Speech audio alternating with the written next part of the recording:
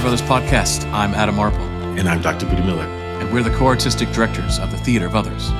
Our goal for this podcast is to build an international community of artists drawn together by a shared curiosity in what role theater has to play in confronting global crisis and creating new, thriving communities. Each week, we'll peel back the curtain on our own views, debates, and speculations. We invite you to join us in these discussions, even criticize us if need be. Let's find the way forward together.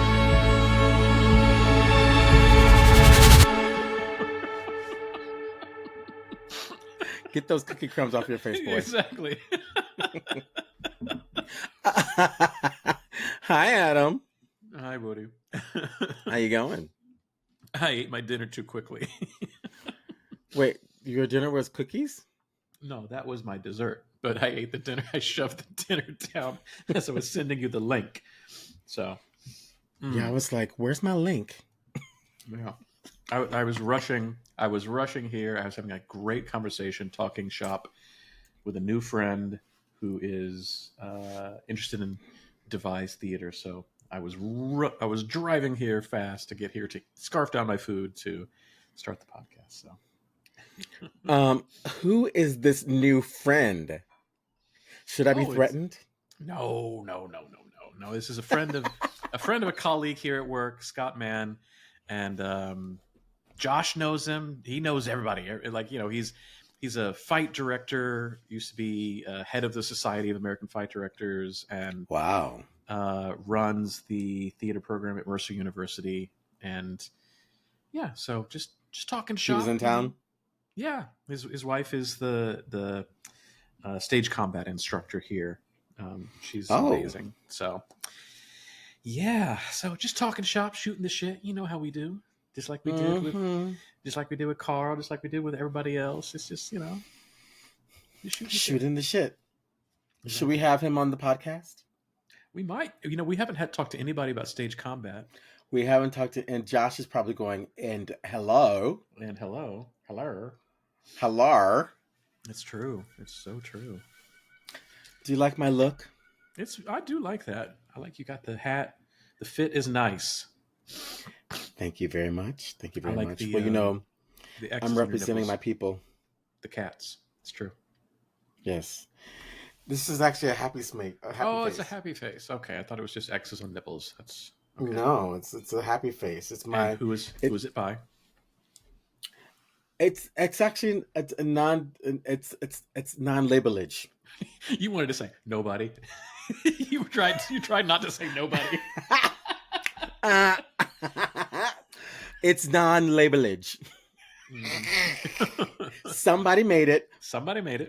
Mm-hmm. Well, what I love about it is it's my trans flag. I'm wearing the trans flag. It's nice, yeah.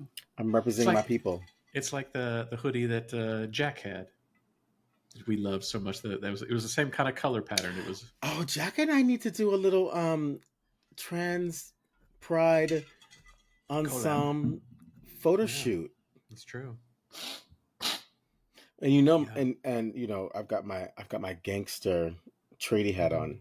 Mm-hmm. Yep. Are you familiar with the brand Cat? Yeah, I'm really familiar with the brand Caterpillar. Yes. Oh, Caterpillar. Are you familiar with Caterpillar? How do you know Caterpillar? I'm from the South, and I'm in the South. So everyone's wearing Caterpillar? I mean, it is, you know, Caterpillar hats and Dickie, you know, over coveralls, and yeah, I see the workers. But is it this luscious pink like mine? It is not. So manly, isn't it? It is. Now, do you think... What does manly mean? Well, this is my question. So, do you think when Kat designed this hat, no, they had me in mind? Not at all. No, and I'm curious. I'm curious if they just licensed their brand, like some people do to like H&M and you know these stores, or if they made that hat for a particular demographic in mind. I have a feeling they made this hat because I got this at the hardware store. Okay. So do you think it's like, you know, a pink drill for women and a blue drill for men? Do you think that's the kind of the demographic they thought when they made that hat? I Or do you think they think made the that? demographic for Or do you think this it's stretch hat it is for out? ladies, and I am a Okay. lady. Okay. You don't think they're stretching out? You don't think they're looking for some new friends to be allies with? I think they're looking for trans. I think if we're looking for trans representation, look at how well it goes with what I'm wearing. I have a feeling that they don't feel that way in the current climate that the United States is in. But Oh my God, we Adam, can can you hope. check and see if Caterpillar is on the blacklist? Oh my God, am I repping a company that might be my enemy? What am I looking up? Caterpillar blacklist? Like, what? No, you guys look up the companies that we're supposed to boycott because of DEI. Okay. Please, Caterpillar. You're gonna need to take that hat off. Are they on there? Caterpillar drops DEI policies as backlash grows. Caterpillar will not be Ah, sponsoring the Theater Brothers podcast. ah, ah! It is off. It is off. I just threw it off. You I did. will be giving this to the homeless shelter. Oh, Yep. where's my where's my where's my oh, there it is. It's like, where's my tie? I gotta tie my hair up now. Caterpillar is off the list. Okay. Who else is on the list? Read the list, Adam, so our listeners know. I don't have the list. It popped up. The Caterpillar has dropped their DEI policies. Ugh. What to know? Let's see Well, who's I'm no here. longer wearing the Caterpillar hat. I spit on it. Well, Amazon, Target, and Google. Well, I don't use Google. I use the other one. What's the other one that we use? The one with the trees. Oh, Ecosia. Yeah. I use Ecosia, and I canceled all of my Amazon Prime. What else? Yeah. I'm looking. I can't spell. Come on. Where's the You list? can't spell Where's the list? DEI. Oh, here we go. Here's the list of companies reinforcing. Oh, I don't want to know the reinforcing.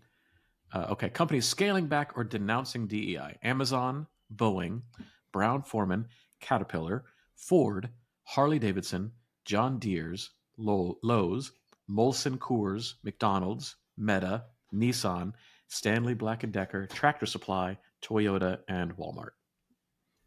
Okay, so I have canceled all of them except for Meta because I'm on WhatsApp. The companies that are reinforcing their commitment are Target, Apple, Costco, Delta. Wait. Target's now back to reinforcing. Yeah. Target. That's Okay. what it says. Okay, Target, reinforcing it. Mm-hmm. Target, Apple, Costco, Delta. Love Apple. Thank you, JP Costco. Morgan, Goldman Thank you, Sachs, Delta. American Airlines, Southwest Come on, Airlines, United Come on, Airlines. I love you all. There we go. I love you all. American Airlines, United Airlines. I fly you anyway. You're part of my troop. You don't fly them. My Don't fleet. lie. You're part of my don't fleet. Lie. You don't fly them. Don't lie. I do in domestic. When you have to. When you have to. I fly them when I internally, have to in domestic. When you have to, exactly. Let's be honest. If Star Singapore Alliance Airlines, in one world. If Singapore Airlines flew to Ashland, you'd be taking Singapore Airlines to Ashland. That's a fact. That's a fact. That's a fact. Hmm. But until that day, oh, you know what other airline I love? And please tell me they're not on the shit list. I love Alaska Airlines. I don't know what their code so partners are. good. The I'm sure they service are. is really good. I'm sure they So are. the hardest part though is I can't. How do I prevent from flying a Boeing? There's nothing you can do about it. That's the thing. Our economy is so integrated. Like, how are you going to? And how do you know? Like, does McDonald's own this other thing? It's such a. Well, McDonald's is on the shit list. It's strictly KFC. KFC is owned by PepsiCo. KFC actually no. KFC's just relocated. They've shut down their offices in Kentucky. They've moved to Texas. Yeah, I was reading about that in the paper the other day. This is a real interesting. Probably. This is a real interesting podcast for our international listeners. We're oh my god. Oh my god, Adam. Yeah. Adam. So I'm I'm a mess. I'm a I know. mess. I know. I'm a mess over all of this. Your fit was so beautiful. But you saw that quick change. It does not take a lot to change, y'all. I just did a quick change. I flipped the hat off, had a 1 second of bad hair, and then I tied that sucker up in a shush nam ponytail and keep it skipping. Keep it jumping, Yeah. keep it hopping, keep it skipping, keep it flipping. That's true. That's exactly what you did. Oh my God. Well, these times are hard, man. These times living in the 21st century are hard. It's true. Which is why we go back in time. Sometimes we do. Well, sometimes you're forced to go back in time, whether you want to or not, and then sometimes Girl. you choose to go back in time. Well, we're still clearly living in the dark ages. So, did we even ever leave? It's human history. We do this all the time. I know. A big old repeat and circle of itself. So, well, so let's talk about theater. I love it. I love talking shop with you. We have a book club, don't we? We do. Finally, we've gotten around to doing the book club, and we have our first book. Yeah. Yes. What's the book, Adam Marple?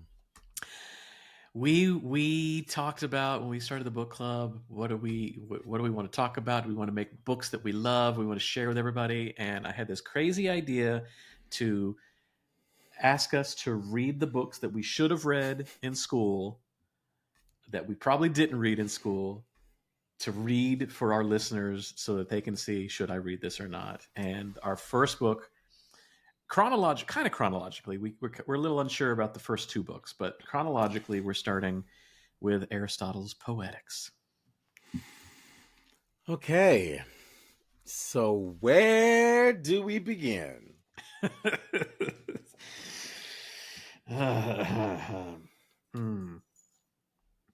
Yeah. Well, I think we talked about this before. Like there are some words associated with this book that have grown bigger than the book and what the book is actually talking about. Okay. You know, like there's. I mean, well, catharsis. He barely talks about catharsis. He only speaks. Time. What and time regarding music? Yeah, exactly. And yet you talk about drama. It's all about catharsis. He talks about it one time. That's what I'm talking about. There's words that are bigger than this book. That where did it get that? Where did it come from? Where did that come from? Yeah. Okay, so first. Okay, what? Mimesis, like what that means and where that comes from. The unities of time, place, and action. Oh, none of that. It doesn't exist. It doesn't exist in this book. Where does it come from? Okay, I think what we need to address is that this book is a lecture, so it's not even. It wasn't even meant to be published. It's like people like writing down a lecture, and so like you could actually hear a teacher in their classroom pontificating their opinions. It's a TED Talk. It's a TED Talk at best. It is come and hear me talk about this thing that I have some opinions about. And Homer can do no wrong, apparently. Yeah. And then we just adopt that for 2,000 years and make all the decisions based off of that, yeah. Why do you think that is? Well, here's the thing. So I was reading this, and again, catharsis mentioned one time, the unities of time, place, and action not mentioned at all. And these things that like were so embedded in my dramatic lit class or my theater history class, it comes from the French neoclassical period. Yeah, it was so adopted there and used in their work that it just spread. And they said, "Oh, we took this from Aristotle," and then just nobody did their homework. Nobody checked. Nobody read it. nobody read it. Yeah, I hate to say that I was flabbergasted reading this book, but I was just like, "What the hell have we been taught?" Yeah. Why do we know any of these words at all? This is not. It doesn't come from this. It has one distinct purpose, and I think the other reading that we had is a better version of that, the Eleanor Fuchs. Which is story. Yeah.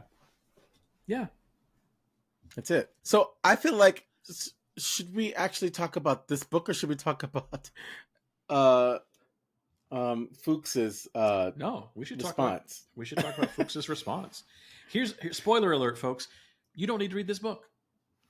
It's We true. don't need we don't need to bury the lead here. You do not need to read this book. You do not. It's you have watched enough television and film or seen theater enough to understand structure, and that's all he. That's the only kind of good thing that comes out of this is beginning, middle, and end. Understanding the story needs to have a unity of action. That's Yeah. it. But Yeah. Eleanor Fuchs' response to this is quite interesting, and I Well, highly I recommend think reading that. we should listen. Should we listen to David's our beautiful colleague, friend, secret lover, Dr. David Bruin, Yeah. an avid listener. Mhm. It's true. It's true. Had some feedback and a suggestion for us to read Eleanor Fuchs' his response to the Poetics with Brett. Yeah. Can you play his suggestion? Yeah. Hi, Budi and Adam. This is David Bruin, Executive Artistic Director at Celebration Barn and a former guest on the pod. Thank you for the invitation to submit a brief comment on Aristotle's Poetics. I want to draw people's attention to Aristotle's analysis of plot. Aristotle argues that there are three types of scenes in tragic plots: reversal, recognition, and suffering. My late mentor, Eleanor Fuchs, she argued and approached Aristotle as giving us these incredible and valuable tools to recognize patterns in plot. Let me give you an example. So let's compare ancient Greek tragedy to the medieval mystery cycles. So if we take Oedipus, the order of these three types of scenes are reversal, recognition, and suffering. So in Oedipus's case, he discovers that he's a murderer and has committed incest, so there's a scene of reversal from king to exile, followed by a long scene of suffering. In contrast, we look at the medieval mystery cycle. The order is reversal, suffering, recognition. So we have a reversal where Jesus is brought before the Romans. He's beaten, etc. We have a scene of suffering. He's on the cross. He's crucified. And we conclude with a scene of recognition where we recognize that Jesus of Nazareth is also the Son of God. So Greek tragedies, reversal, recognition, suffering. Medieval mystery cycles, reversal, suffering, recognition, and that little change is an entire difference in worldview. The other thing that Eleanor Fuchs argued in this wonderful article called Waiting for Recognition is that we can use Aristotle's analysis to look at non-Aristotelian plays. So if we take Waiting for Godot, which she analyzes, what we often see are scenes of misrecognition or anti-recognition, characters wondering, are you the person who came before? Do you remember who I am? Have I seen you? Will I see you again tomorrow? So really, although Aristotle was often used, for example, in French neoclassical tragedy, as a kind of a guide for these very strict rules, as critics, as artists, as scholars, as people of the theater today, we can use his analysis far more flexibly to understand patterns in plot and not just rely on, for example, normative psychology of characters to understand the meaning and significance. We can really take an X-ray to the structure and see how that translates into the deeper meaning of either the script or the theatrical event. Again, thank you. I highly recommend people check out Eleanor Fuchs's work. It's invaluable. It will return many times on your investment. I'm way over time speaking of various kinds of return and shapes and structure. This has lost all sense of any of that. But thank you again, and I look forward to listening to your discussion on this invaluable text. Dr. David Bruin, you did it again. Drop the motherfucking mic. Okay. Yeah. David. You don't need to read Aristotle. You just need to listen to David. David. David, we need to bring David back on the podcast because he be dropping it. He should just be leading this discussion. Is basically what it is. We should just give him the podcast. Let him just take over. Yeah, David, could you just lead this podcast, please? Yeah. That article that he sent us is Waiting for Recognition and Aristotle for non-Aristotelian drama. It's And so it's good. Eleanor Fuchs talking about how to apply it to non-Aristotelian drama. And what I loved about this article, and it's so funny because I think you should, because first of all, the Poetics is a short read.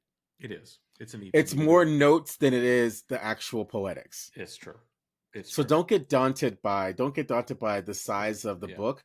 It's mostly notes. The book is like full of footnotes talking about all the different things and references that he talks about, Yeah. explaining what he particularly means. Yeah. I think it's good to read the book just because one, is an easy read, it's short, and then you can really apply what Eleanor Fuchs is talking about, and just go to Eleanor Fuchs and for application, because it's so clear. And what I love about it is that she talks about the Aristotelian structure helps create worlds. Hmm. Yeah. It helps create and define the worlds in which the characters are moving through. Hmm. And she challenges the obsession around character, because she says if it wasn't for the world in which the characters were existing in, they would not do what they're doing.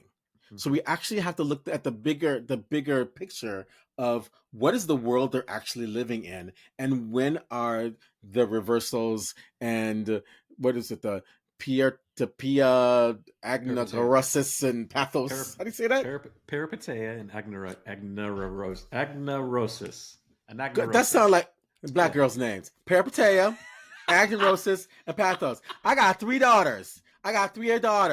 Peripateia, Uh-huh. Yeah. Agnerosis, and Pathos. Miller, they're fierce. Syphilis. Those are the three Syphilis. black sisters. Yeah. Syphilis and gonorrhea. Yeah. Exactly. Walla Melandra,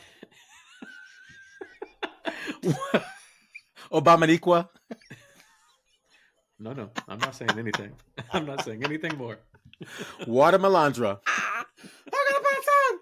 I am gonna pass out. But as we digress, this is what happens when you can't read. Peripateia, anagoneurosis, and pathos. I can't read it. I can't. Yeah, you can all tell how seriously we're taking this book. Oh my god. Well, okay. So how do we move from here? Because okay, let's talk about the Fuchs. Because I Absolutely, really like what she's saying. yeah, and that's she like that's the world of dramaturgy that I come from as well. Like her article, I wouldn't call it an article, but like it really is kind of an article. Visit to a Small Planet. I've talked about it before on the podcast. Is she does it talk she talks about like the dramaturgy of finding the world as if it is like a Minecraft sandbox where the rules of this planet exist here, not from our world of understanding it. So how to go about that? Like there, Three Sisters, there is no France unless France is mentioned. And is it the same France? It's not the same France. Moscow only exists because it is mentioned there, but like it's this house. It is just these gardens. It is that world. There's nothing that we can draw from, which means you create from that. And yeah, you're right. The character cannot exist unless the world is there. And she coined this term as a verb to say, Mm, "Oh, it mm, worlds, it mm, worlds." And mm-hmm, to think about that when you're in the room, like working with actors, of like you're just bringing assumptions into the room, mm-hmm, and I'm mm-hmm, saying like as the creators, we get to create the physics of this universe. mm-hmm. Up could be down, fast could be slow, but like you bring in somebody else's world outside of this, it doesn't make any sense. So I love that that's where she always comes from the world perspective. And in that respect, then yeah, looking at something like Godot, you go, of course, it's not an Aristotelian model of um, suffering and reversal and recognition. There's nothing there. I love her description of what Beckett is, which is Mm, a active working towards and against an Aristotelian mm. model, which is such a reading it again, like, oh yeah, It was so clear. It was so clear, wasn't it? I was never seen it, and now I recognize it everywhere. Absolutely. Yeah. Wow. Yeah. Well, Adam, can you read that? Can you read the paragraph on page 534 in her article? Yeah. Do you have her article close by? I do. I've got it close by. On page 534. I think I have the whole thing. I think I have it all highlighted. I think when she says, assuming Aristotle is thinking theory. Yeah. Can you read that? Can you read that paragraph, please? Okay. Assuming Aristotle is thinking theatrically and not only analytically, I must believe that his remark about pathos as a third part of the tragic plot, following on his outlines of peripeteia and anagnoresis, uses number by intention. But here I have wandered into a thicket of Aristotle debate and even more absence of debate. Quote, Aristotle's views on the tragic pathos have suffered undeserved neglect by scholars, comments Belfiore in chapter 11. Aristotle seems to present the third part of the plot, pathos, as a coda to recognition, the seemingly offhand remark. Suffering, pain, wounds, and everything of that kind. Suggests to the theatrical imagination of concluding coup de theatre, such as the terrible sight of Oedipus's bleeding eye sockets, Hippolytus's broken body, or the crazed Agave holding aloft the severed head of Pentheus. In other words, a sort of intrusion of spectacle into the story, as Dupont, Rock, and Lellert put it. In chapter 14, however, Aristotle argues for pathos as the central, violent act of a tragedy, going so far as to suggest that, like the murder of Laius and Oedipus, it might even lie outside the play. To some Aristotle scholars, led by Elsa in the massive study Aristotle's Poetics, the Argument, and followed by Belfiore, Aristotle thus rejects the visual and emotional theatricality implied by his earlier observation. B.B. Rees's 1972 essay remains the clearest statement of the pathos problem. Is pathos a scene, or is it an action? From a theatrical standpoint, it is not clear to me that a choice must be made between these two readings. The first, emotive, visual, shapely. The second, more analytic and expressive, perhaps of Aristotle's ambivalence toward the spectacular. Rather, they suggest the range of roles that pathos plays in tragedy. In my reading of Waiting for Godot, below, both find a place. So juicy. I love that because, again, to go back to, it's just a guy lecturing on theater. He wasn't making theater. Mm-hmm. He was an audience member, not even of the plays of he was talking about. He was talking about plays 150 years before he was born. And then not talking about how to make it, but how to analyze it or how to look at it. And that doesn't do us really any good. not really do us any good. Whereas what she's talking about here is going, oh, you know what? I can look at it from the dramatic narrative, but I also need to look at it from a theatrical narrative as well. And that's a really cool readjustment of that. I just love how one would never put those two worlds together. No. It's like, what? What, Fuchs? What? Yeah. But this also explains why David is the crazy mind that he is. That's his mentor. Yeah. David, you on some special sauce. Both he and Dr. Taylor Jamal Barfield. There's some special juice. She says the pattern persists somewhat in the uncanny as the negative image represents the photo, as a cast survives lost wax, or even perhaps a ghost haunts a house. There can be seen in this pattern not so much a jettisoning as a rearrangement of the Aristotelian plot, not reversal, recognition, suffering with its closed ending, but reversal, suffering, recognition with its open possibility and whiff of hope. In an echo of the medieval mysteries, the pattern recurs from the Renaissance on. Recall the uptick of recognition after long suffering, not only in tragic comedy, but at the end of such tragic works as Racine's Phaedra, Lessing's Mrs. Sarah Sampson, and Goethe's Egmont. I can't not read the play that way now. Godot, I can't read it any other way, but seeing that now, of course. The messenger. Yeah. The messenger. Like, duh. Yeah. Absolutely. The Pozzo and Lucky coming back in and having their suffering, their reversal, and then Didi and Gogo never get a payoff. They never get any of it. Oh, it's It's so visible now. You can't not see it. Now I want to direct Godot. I've never said that before, but now like, I think I know what to do with it. I think you should direct me, Fabio, and Yao. We need one more. We need two more actually. So okay. Those are the core. Yeah. And then we'll add the other two. But those, because I can, you know who Yao needs to be. Yeah, of course. Yeah. you, Fabio, Yao, Eugene. Oh my God. And then we'll find a little messenger boy. Oh my God. Yeah. We could cast Mila as the little messenger boy. There we go. Okay. I was just gonna go get a kid. I was just gonna go find a kid off the street. Mila would be great. All right, that's our next year's play. Oh yes, the theater. Well, we gotta deal with the estate though. Yeah, fuck. Yeah, I know that's true. Fucking estate. Yeah.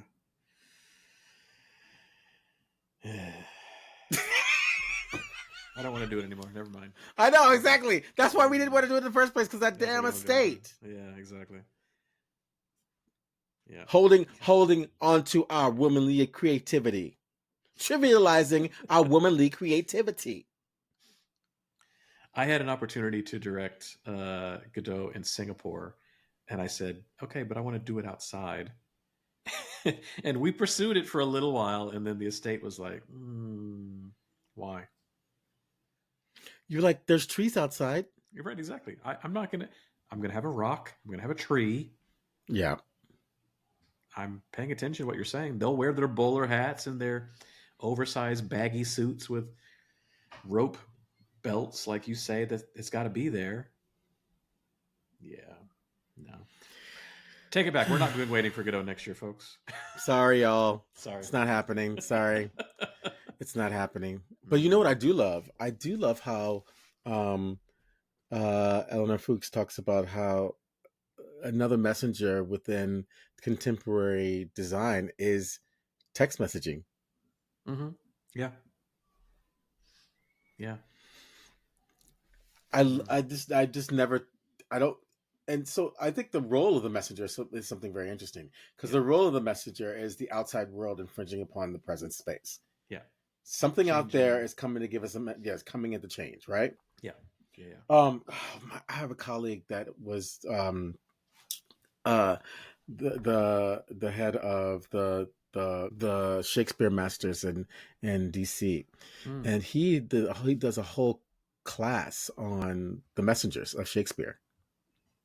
I love them. I talked. You saw the last show that I did in New York, the Henry VI Part 3, and I combined all of those into that angel of history role, that messenger role, and I thought it was probably the best role. I thought it was the thing of like, this is such a you're changing the plot every time you're You're exactly you move this thing along. Yeah.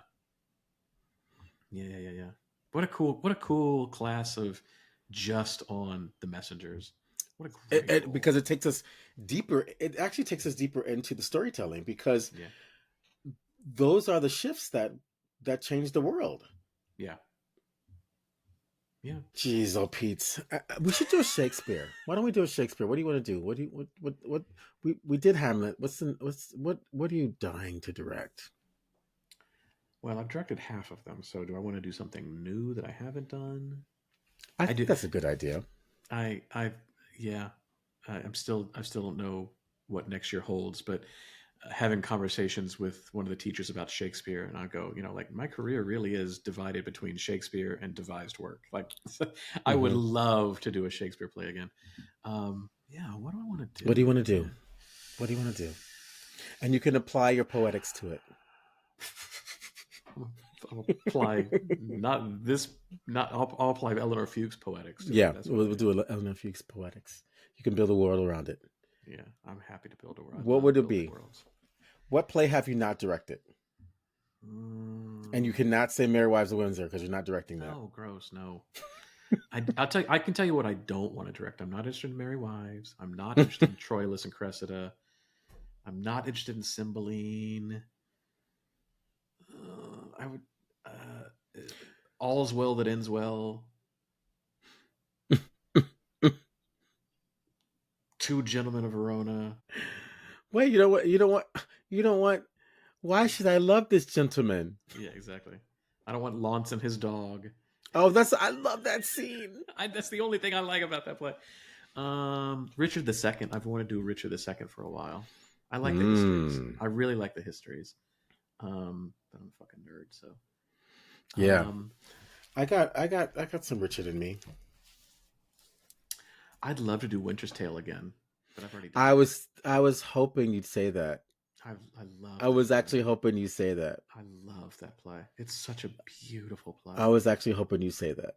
I think it's better than Tempest in my mind.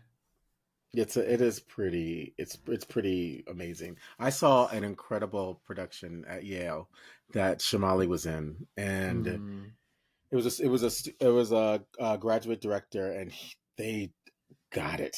They got it. They double cast it. So the first world and the second worlds, they were double cast.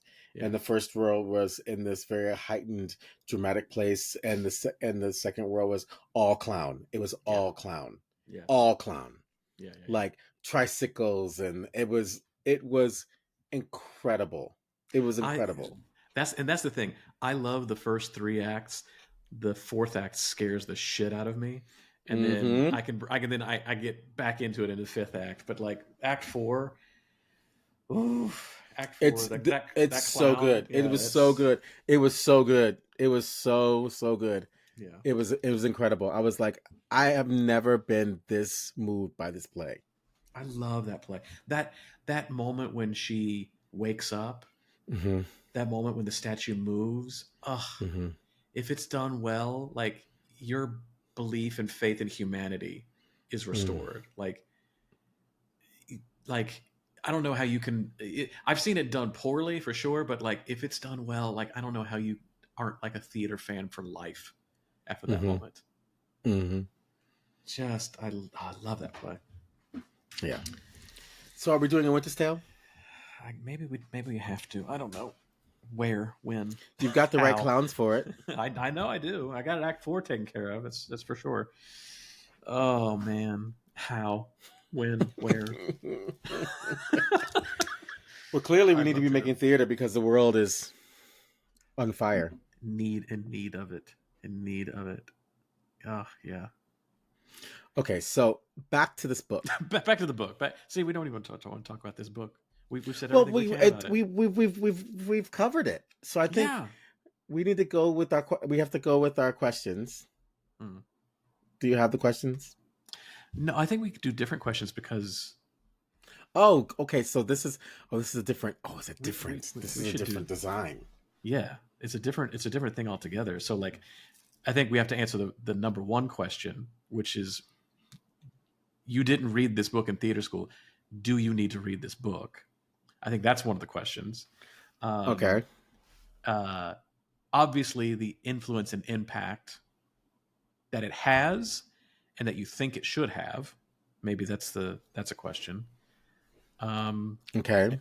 And maybe a takeaway, something that you weren't expecting in this that you like. Oh, I have a takeaway. Okay. So, this is a close-ended answer, a yes or no. Yeah. Should you read the book? I don't think so. So on the count of 3. Okay, all right. 1, 2, 3. I don't think yes. So. I don't think so. I think you should. I don't just to be in the know. I think it's just because it's short. It's short. Okay, because it's short. It's not long. If it were long, then I would say hell no. It's really short. I mean, yeah, it is short. You can read it in an hour. Of all of the books that we are reading, this is the shortest one for sure. You can do it in an hour. You're absolutely right. Yeah. I'm already in the Natya Sastra and I'm in love with it, but it is. It's good, right? Long. It's so good, but it's so long. I'm skipping chapters because there's chapters that you can just skip. You can just scan through. Like I don't need to know every single mudra. It's not going to do me any good. But it's long, and so like You're skipping the mudras? what am I gonna do with this information? I can't do anything. Direct a mudra world. I'm not directing a mudra world. But I love I love this world. I love that book. But yes, okay. Because it's the shortest one, because you can do it in an hour, read it and then read the Eleanor Fuchs. Yeah, you should read both. You have to put them side by side. Yeah, that's true. Which is kind of like what we're doing with all of these books. We're putting them up against each other, right? Yeah. We're interacting with them. Yeah. Okay, so second question. What was the second question? The impact on the world that it does have versus the impact on the world that it should have. So for me, the impact on the world that it does have is tragic because it's not impacting the world that it should when you read Eleanor Fuchs. Because the impact of the world that it does have, it's not even in the book. Yeah, exactly. It's true. It's true. The world is living off of rumors, lies. Yeah, exactly. It's so true. And what gets me now is I'm mad at my dramatic lit teacher because clearly they didn't read the book. Lazy. They didn't read it. They didn't read it. They didn't read it. They taught me this and I accepted it, and I'm mad at myself. Well, you know why they taught you this? Because it was on the syllabi. Yeah. Wow. This is the year of truth. Mm-hmm. Yeah. Lies. Read it. Everything you see, everything you hear, get a reference. Yeah. Because there's so much shit out there that don't make sense and is true, and shit out there that makes sense that's not true. So you gotta check up on your facts, y'all. Yeah. So catharsis, let us repeat this. Catharsis is only mentioned once in this book, and it has to do with music. Yeah. Never let anybody ever say that word to you in a rehearsal or in an acting school. There has to be a catharsis. No, there doesn't. There has to be a change. Yeah. We're looking for empathy. Yeah. But there's no catharsis. You can't. There's not even a definition that anybody agrees on. Yeah. Go to Wikipedia, look up catharsis. You're going to find 15 different reiterations of what they think that means. They don't know. Let's stop using that word. What you think this book is about is not what it's about. Which is why I'm so fucking pissed. I'm pissed at my teacher. I'm pissed at myself for not reading it, checking it out myself. I'm pissed. Which is your nature. You usually do the reading. You know what? I think I even did, but then I think I took their word for it more than anything else. I have a copy of this book. I must have read it at some point, but I just accept the unities of time, place, and action is drilled into you. That's what Greek theater is. It has to take place in one day's time. It has to take place in one location, and it's one action. Nowhere does it say that. Nowhere. The unity of action, yes, and we can all probably agree. But unity of action is based on the acting. It's a critique on acting. Yeah. The unity of action is literally a critique on acting quality. Yeah. It's like the first page. It's like the first sentence. It's like the first sentence. Let me see. He says, the art of poetics encompasses the function, effect. It's like right here. Since those who imitate men in action, and these most unnecessarily be either worthwhile or worthless people, for definite characters tend pretty much to develop in men of action, it follows that they imitate men either better or worse than the average, as the painters do for Polygnotus used to portray superior and passion inferior men. It's about acting. Yeah. So that's not in the book. that doesn't exist. Mimesis just means representation. That's all it is, which is what acting is. All the theater is a representation.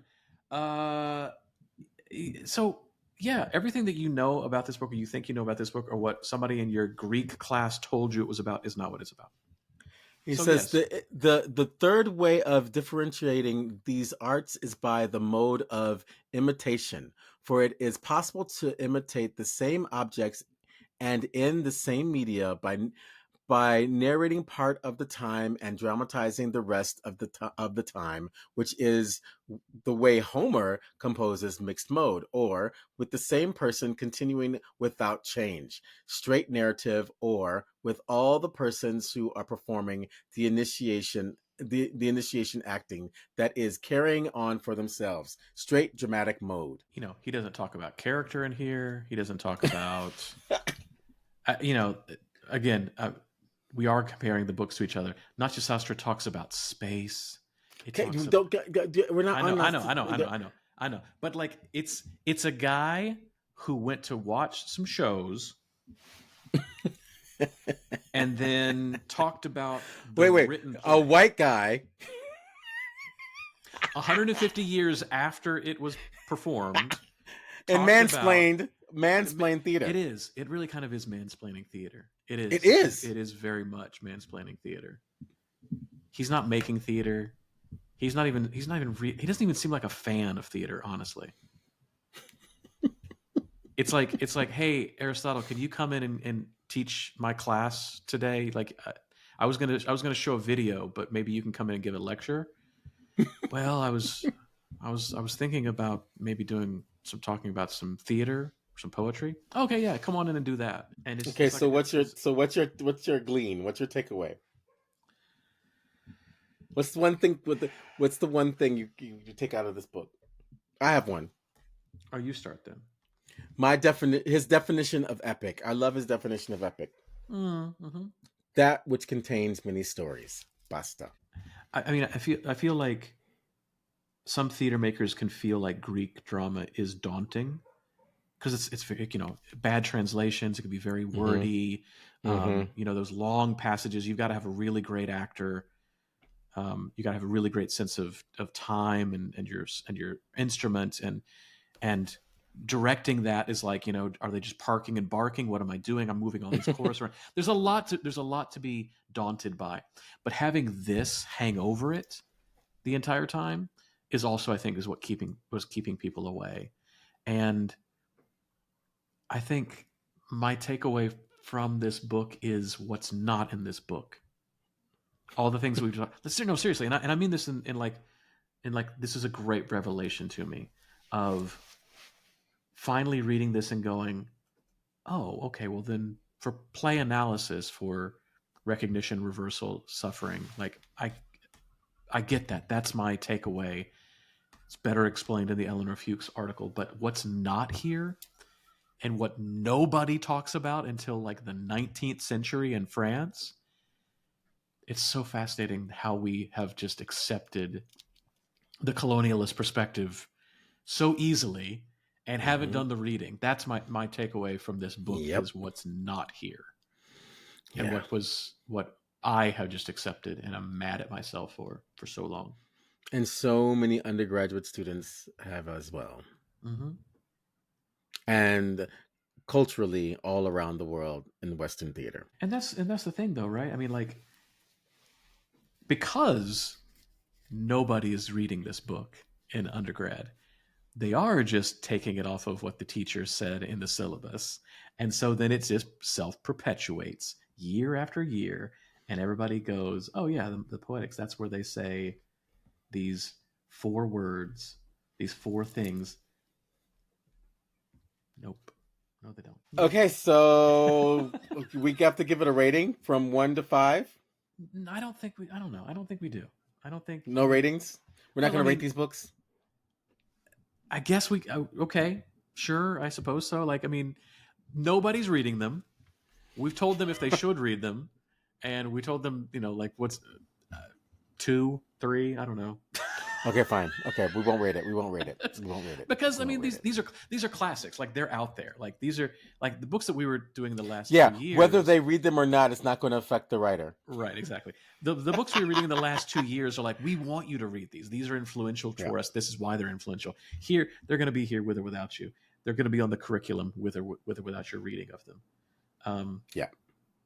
Read it because it's there and it's easy, it's quick, and so that you can go back into your dramatic lit teacher and be like, why are you lying to me? I'm paying your salary.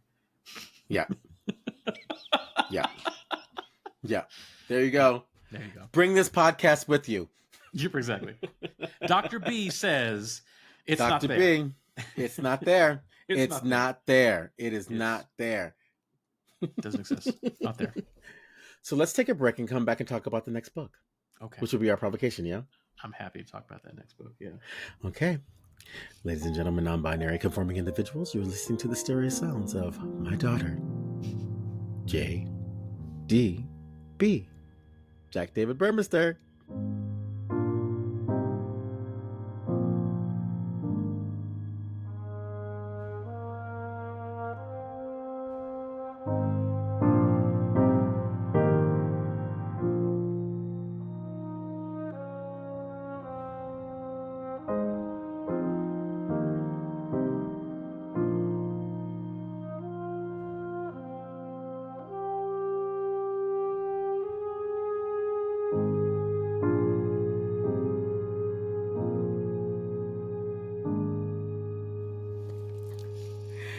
And we're back. Wow, Jack. Thank you for that.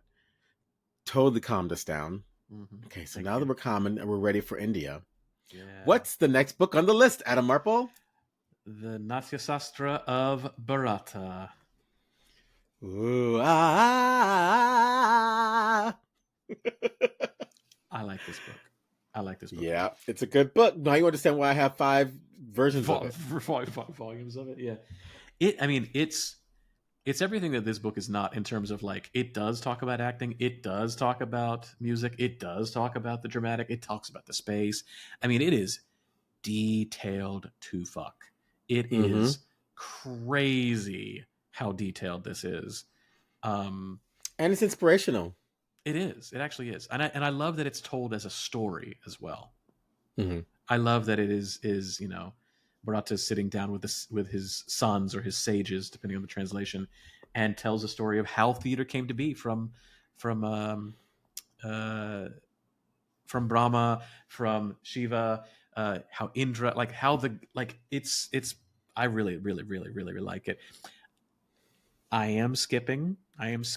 Adam. It's a lot. It's a lot of very, very, very detailed things that I don't think. Anyway, we don't need to critique it right now. Don't be critiquing it. I'm not critiquing it. I love and this. For those of you who are interested in the mudras, read the mudras and actually. Of course, yes. You can actually try it out if you're interested in that. And for sure, like, if you have a chance to experience Kathakali or Kudiyatam or any of the dances, like, absolutely, you realize how important those things are, because they are very spelled out in this book. And, like, you realize why they are masters of their craft and why it's passed down master to apprentice and so on. It's spoiler alert. You should read this book. Don't spoil it. I'm not going to spoil it. I'm just saying. Don't spoil it. I can give you my rating on this one right now. Well, Adam Marple, how will we know that these people are doing this? They're going to go to speakpipe.com/theater of others. Speakpipe.com/theater of others, theater with an R-E, theater of others, all one word. Leave a 90-second voice message on there. You can be like Dr. David Bruin, and you could give your thoughts if you're a master on the Natya Sastra, or even if you have thoughts on the Poetics and want to come back and bring give us some opinions, y'all. We don't want to do this on our own. We want to be reading these books with you, so your opinions matter, your questions matter, your pushback or your quandaries, your conundrums, they matter to us, because we're doing this together. Hopefully, we're saving you the time of going, well, I guess I will read it after all. So SpeakPipe, leave a 90-second voice message on there, like Dr. David did. You can send an email to podcast@theaterofothers.com. We're on all the socials. And you should do what, Budi, to find out about our next book? Subscribe.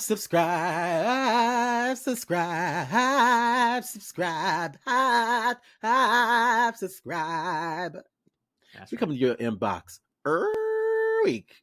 For 5 years, we've come into your inbox. How are you going to know you don't know what's going to know, what you don't know, what you're going to know. If you don't know, if you don't subscribe. It's true. What he said. You got to subscribe. You got to get in this. Got to get up on it. Got to get up on this party, y'all. And then you can be like my Uber driver and give me 5 stars. You give me 5 stars, I give you 5 stars, 5 stars, 5 stars. It's a zero sum. We all win that game, baby. Get that zero ends. Get your zeros in. Got to get your zeros in the game. Okay. Yeah. And if you really like us, you can leave us a comment. You can say, oh my goodness. Oh my goodness. I want to give them 5.1 stars. They are just that good. Thank you. Put that in the comments. It goes in the algorithm.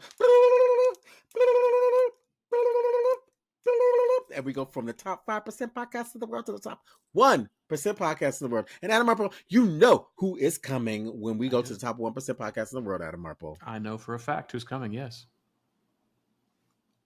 Oprah. Exactly, Miss Oprah. And when Miss Oprah comes, you know who comes? Beyonce. Of course Beyonce comes. And then when Beyonce comes, who else is coming? You know who's coming. Michelle Obama. Michelle Obama. Okay, exactly.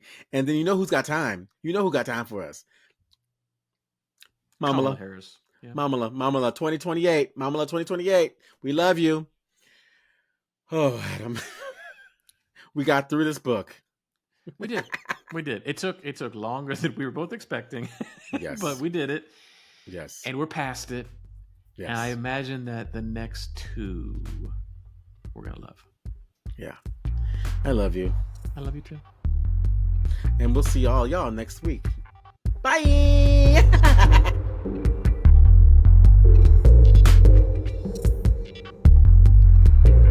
Thanks for joining us this week on the Theater Brothers podcast. Make sure to visit our website, theaterbrothers.org, where you can subscribe to the show in iTunes, Stitcher, or via RSS, so you'll never miss a show. While you're at it, if you found value in this show, we'd appreciate a rating on iTunes. Or if you'd simply tell a friend about the show, that would help us out too. A special thank you to Purple Planet for the music you've heard. The Theater Brothers creates a shared community of artists and audiences for the purposes of exploring the most profound issues of our lives and times. We believe the play watches the audience. The audience is necessary, and they are witness to what happens. And you get to be witness to us making that happen. The purpose of this podcast is to open up our process and let you in. We're peeling back the curtain, so to speak, and encouraging you to follow along, to ponder, prod, and question, to join us and criticize us if need be. Being a witness is no passive task and requires much from you. Are you up for the journey? Be sure to tune in next week for our next journey.